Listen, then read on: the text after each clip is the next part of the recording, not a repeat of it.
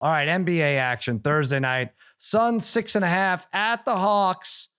I'm going Hawks here. Now, listen, I know it is all based on Trae Young playing. He's got that shoulder injury. He's got that sling he wears from Mars.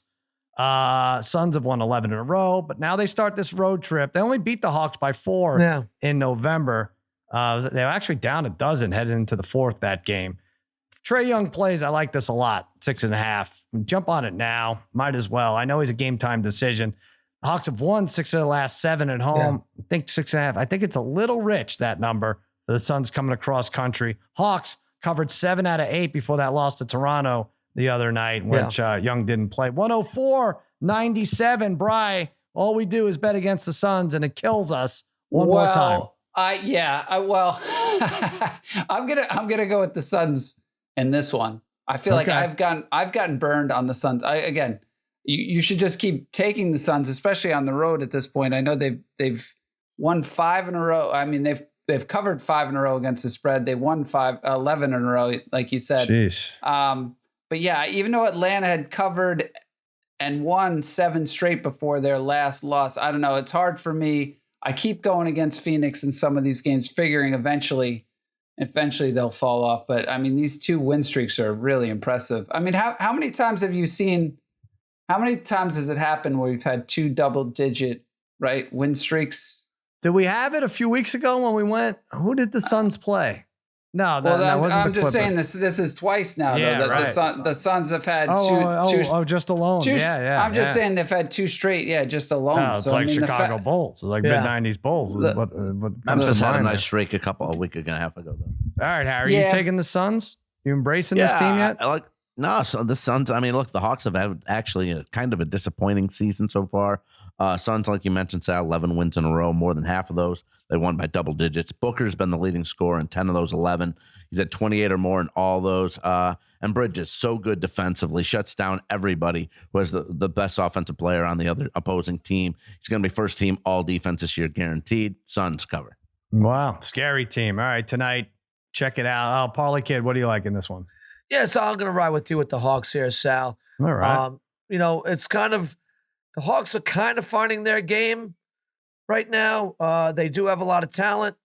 Obviously, a lot of hinges on what Trae Young's status is, and he should just play and make this easy for us. Yeah, absolutely. But the Hawks, look, I got to watch a lot of the Hawks last year, and when they start, I feel like they've turned the corner. McMillan's a very good coach. I think he's now got them to close to where they were maybe at some point last year. And it was at this time last year where they really started to roll. I know the season kind of started a little bit different time last year, but at some point they really started going. I feel like they're finding their rhythm right now. Yeah. And I think they'll be pumped for this game. And I think the Suns are just due, probably, you talk about due for a little bit of a letdown game. This could certainly be it. So let's just take the points with the Hawks. They're playing pretty good ball right now. Should there be like a noon minimum where you have to commit or you're out? None of this game time decision, screwing over bettors too much. Like weigh-ins, brother Bri, right? You got to weigh in early. You got to make weight, and then then you're good to go. It's made this year more so than any, right? I don't remember anything like this. It wasn't even this bad with COVID when it first came out. No, I know. That's the thing. At least with COVID, you knew when guys were missing for the most part, unless they tested positive right before. Yeah. But these last second injuries, it's been frustrating. I'm not saying they need to weigh in, but I mean, that could do that too. What were you gonna say? No, I was just gonna say the Hawks have played much better. When we watched the Knicks play the Hawks in the playoffs last year, when Hunter is playing and he's they're a much different team. When he's healthy, he is a really good player. And that screwed them last year in the playoffs once he went out. But now that he's back healthy and playing well, that's when they've gone on this run. Great defenders, a great defender. Solid. All right, UCLA at Arizona. We picked this game. What was it? Actually, it wasn't even 2 weeks ago. Was it Tuesdays ago? Yeah, probably like 10 days ago or something. Arizona. 9 days ago.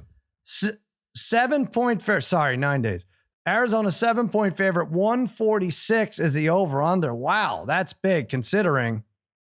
I think I took Arizona in that game where I took the over. So I was dead either way with that game. And they lost by 16 at Pauley Pavilion. I I like Arizona to win, but I think this is too much. UCLA should get their guys back. Johnny Juzang was quarantined, right? He had a negative test. Sorry, he should be ready. Jaime Jaquez, little different ankle injury. He's finally healthy, but probably not 100%. But I think he's going to give it a go. They have a 6-game road winning streak. I know Arizona's solid. I mean, they only really lose to UCLA. Benedict Mathurin, 17 points, 6 rebounds. The other there's 3 other teammates in double figures average, but they're really the 2 best in the conference. This is pretty much their biggest game the rest of the season in the conference.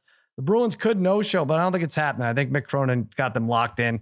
Arizona wins. I say has them locked in. They're going to cover. Arizona wins 74-71. Harry, what do you think? Sal, I'm with you. I think that UCLA covers. That's a big number. You mentioned that. They beat Arizona by 16 at Pauley Pavilion 9 days ago. And since losing to Gonzaga in November, they're 11-1. Their only loss was in overtime to Oregon, UCLA. 8 of those 11 wins were by double digits. Jules Bernard led the Bruins in that Arizona game in points, rebounds, and assists. Pretty deep UCLA is. And the boys from Westwood own the Wildcats of late, beating them 5 straight times. And UCLA hasn't lost in Tucson since February of 2016. I'll take the 7 all day. Yeah, I saw that. Yeah. That's weird. I think this could go to 5.5 if they say Jaquez is like definitely playing. Oh, yeah. Looks good and everything. But all right, Brian, what do you think? Yeah, for sure. I mean, the reason you're getting a line like this is because the status of those guys you don't know. But it seems like they may play. But I got burned on this a week ago going with Arizona. I hate flip-flopping back to UCLA, but they are the better team.